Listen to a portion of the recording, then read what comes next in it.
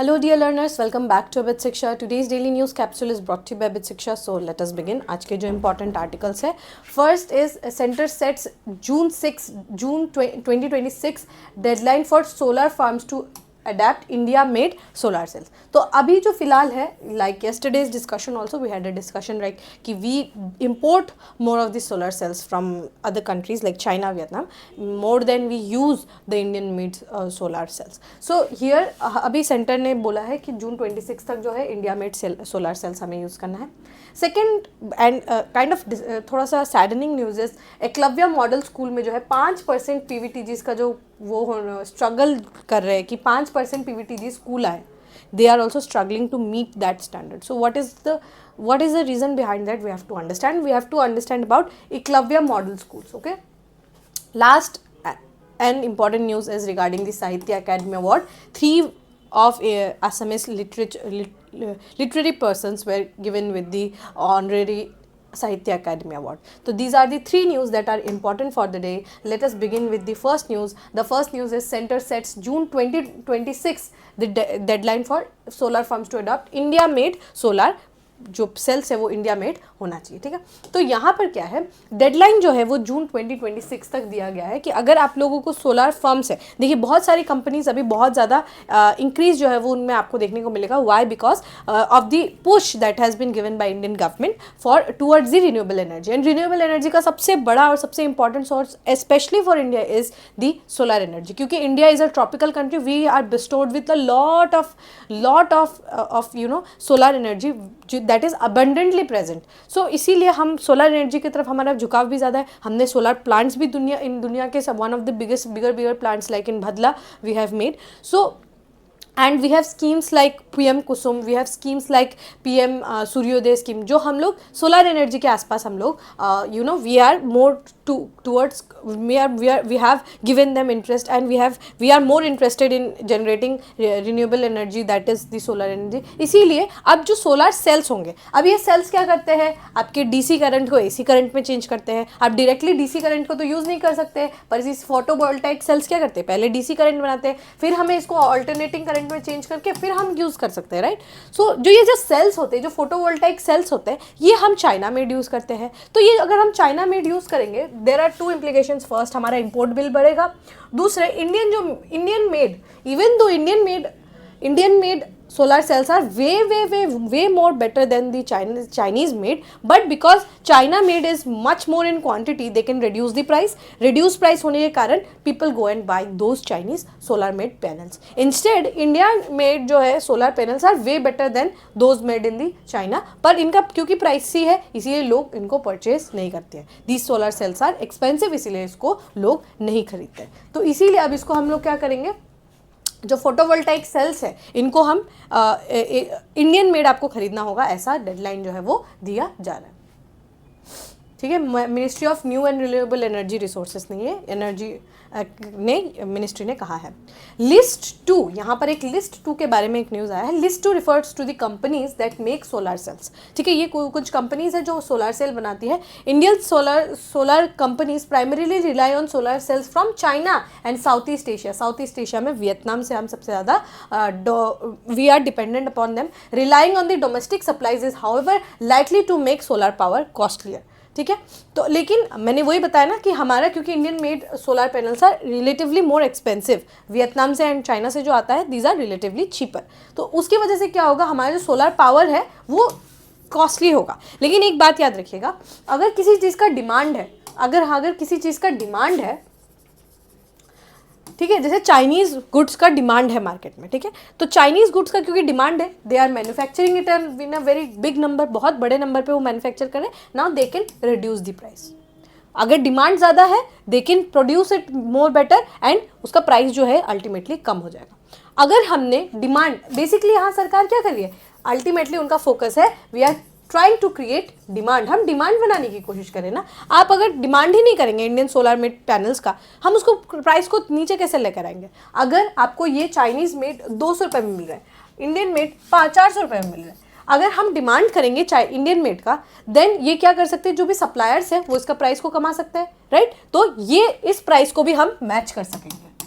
तो ultimately starting में हमें कॉस्टली पड़ेगा, पर बाद में जब ये डिमांड क्रिएशन के वजह से डिमांड बहुत ज़्यादा एग्रीगेट डिमांड होने लगेगा, उसके कारण we can also reduce the price. फिर ये क्या हो जाएगा, एक्सपोर्ट कॉम्पिटिटिव हो जाएगा, तब ये एक्सपोर्ट के लिए भी हम इसको बेटर यूज़ कर सकते हैं। एंड रिन्यूएबल एनर्जी के ग्लोबल लीडर में से इंडिया एक लीडर है। We can also export these cells. तो ये जो डिसीजंस है, ये जो लिए जाते हैं, there are so many things that are taken place into account. बहुत सारी चीज़ों को हम अकाउंट में रख के वी मेक दिस डिसीजंस, ठीक है। एक डिसीजन जो है बहुत चीज़ों को अकाउंट में रख के लिया जाता है।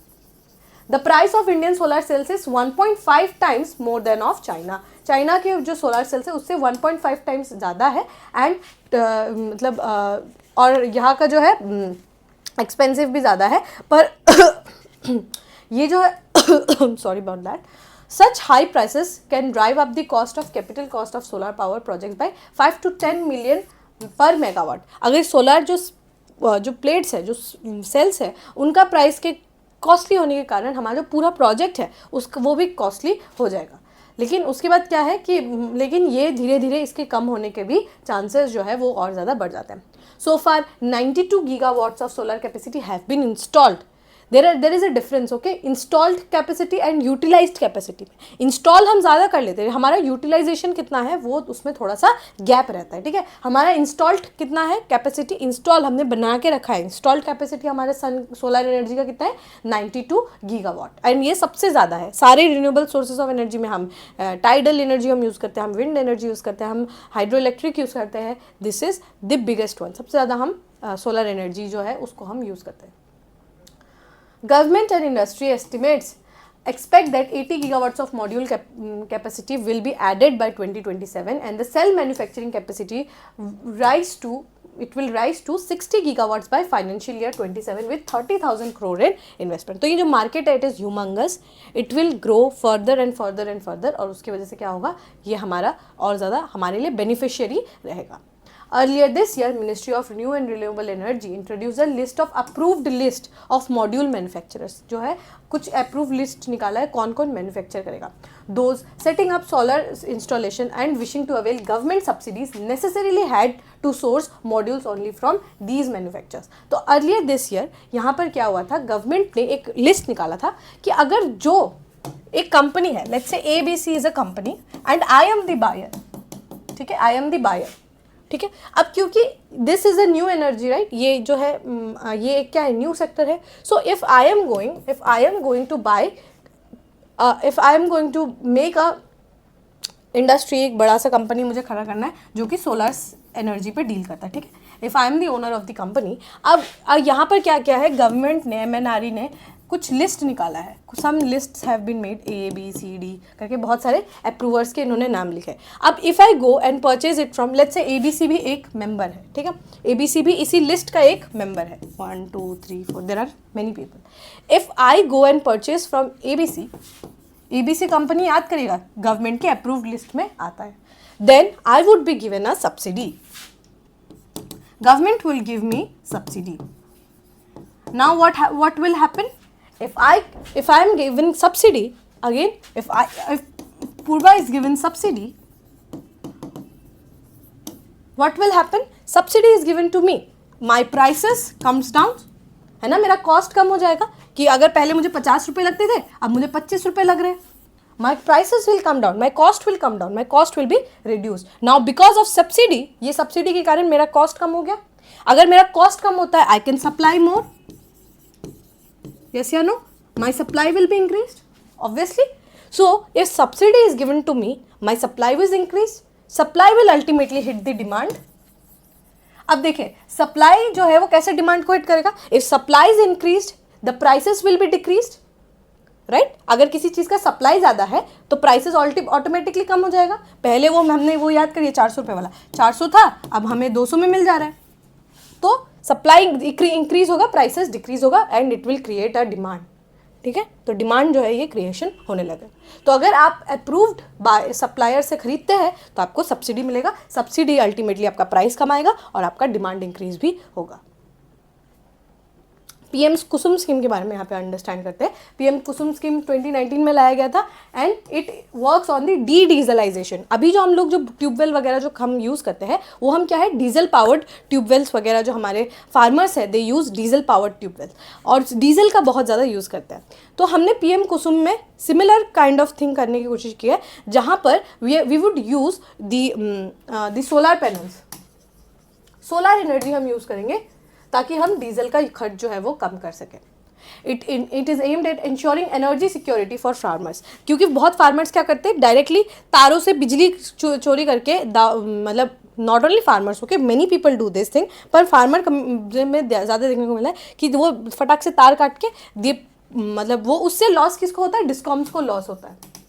जो डिस्कॉम्स है ना, जो डिस्ट्रीब्यूटिंग कंपनीज है, उनको लॉस होता है। तो उसके कारण क्या होता है, बहुत ज़्यादा लॉस होने लगता है। साथ ही डीजल का यूज़ हो रहा है, बहुत मतलब it is bad for environment also. तो ये पीएम कुसुम स्कीम लाया गया है, ठीक है। पीएम कुसुम स्कीम क्या करेगा कि आपको सोलर एनर्जी से आप अपना यूज़ कर सकते हैं, आप अपने जो खेतों में एनर्जी जो है सोलर पावर से लेकर आ सकते हैं। अल्टीमेटली हमें एनर्जी चाहिए, चाहे वो सोलर से मिले चाहे कोयले से मिले, ठीक है। इसका नोडल मिनिस्ट्री कौन है, ministry of new and renewable energy. Clear? Please do remember the name of the ministry, okay? Next news. The next news is regarding Eklavya Model Residential School. Eklavya Model Residential School. Residential school है ये, ठीक है, for the tribal community, for upliftment of tribal community और उनके education के लिए EMRS का concept को लाया गया था। लेकिन यहाँ पर वो 5% का जो PVTGs का जो सब कोटा है उसको भी हम अचीव नहीं कर पा रहे और ड्रॉप आउट्स भी PVTGs से बच्चों का बहुत ज़्यादा है, ठीक है। सो यहाँ पर न्यूज़ क्या आया है, 4 years हो गया है सेंटर ने जो है पर्टिकुलरली वल्नरेबल ट्राइबल ग्रुप्स को जो है एकलव्य मॉडल रेसिडेंशियल स्कूल्स में एंटर करवाया और यहाँ पर 5% जो सीट्स है ना वो PVTG कम्युनिटीज़ के लिए रखा गया है। पर यहाँ पर क्या है, गवर्नमेंट डेटा के अकॉर्डिंग क्या है, ओनली 3.4 स्टूडेंट्स जो है ये इस कम्युनिटी से आते हैं, एवरेज, ठीक है। एवरेज 3.4% जो स्टूडेंट्स है, मतलब कैपेसिटी कितना का रखा है, 5% का रखा है कि 5% seat would be reserve for the PVTG communities only. लेकिन यहाँ पर only 3.4% students are from PVTG। So यहाँ पर प्रॉब्लम क्या है उसको अंडरस्टैंड यहाँ पर करने की कोशिश की गई है। The number of such students dropping out, ये जो PVTG कम्युनिटी के जो बच्चे हैं, पर्टिकुलरली वल्नरेबल ट्राइबल ग्रुप के जो बच्चे हैं, इनका जो ड्रॉप आउट रेशियो है it is also soaringly high. Data क्या कहता है, राइट टू इन्फॉर्मेशन किया गया था, उसमें क्या बोला गया है, 1,30,000 स्टूडेंट्स जो है वो इनरोल हुए हैं इन 407 schools.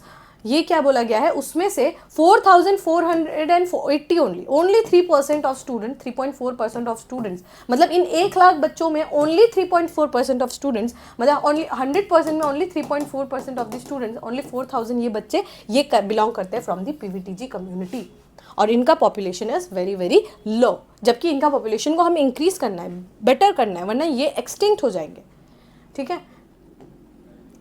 The data showed that states that had most students, ठीक है, सबसे ज़्यादा स्टूडेंट्स कहाँ है, मध्य प्रदेश, छत्तीसगढ़, उड़ीसा, गुजरात, वे स्ट्रगलिंग टू मीट 5% कोटा। जहाँ पे PVTG कम्युनिटी के लोग ज़्यादा है वहाँ पर भी स्ट्रगल जो है वो कॉन्टिन्यूसली चल रहा है कि वो बच्चों को ला नहीं पा रहे। इन Madhya Pradesh PVTG students accounts for 3.8% of total students, in Chhattisgarh only 2.74% and Gujarat में सिर्फ 21 स्टूडेंट्स है आउट ऑफ 10,000 स्टूडेंट्स जो कि PVTG कम्युनिटीज़ का है। So this is very very poor performance, ठीक है। एंड यहाँ पर जो है बहुत सारे बच्चे जो है वो स्कूल भी नहीं आ रहे हैं। पर्टिकुलरली वल्नरेबल ट्राइबल ग्रुप्स के बारे में देखिए, ये क्या है, ये tribal group is ultimately vulnerable group only, vulnerable section है ट्राइबल, पर उनमें भी बहुत ज़्यादा ट्राइबल्स जो है बहुत ज़्यादा ही वल्नरेबल है। वो क्या में काउंट होते हैं, PVTGs में काउंट होते हैं। These are more vulnerable than the tribal communities. उनका जो है उनका जो डेवलपमेंट है इट इज़ बहुत ज़्यादा पीछे है। They lack on basic communities also and government जो है PVTGs को फंड्स भी देते हैं ताकि वो अपना डेवलपमेंट जो है वो कर सके।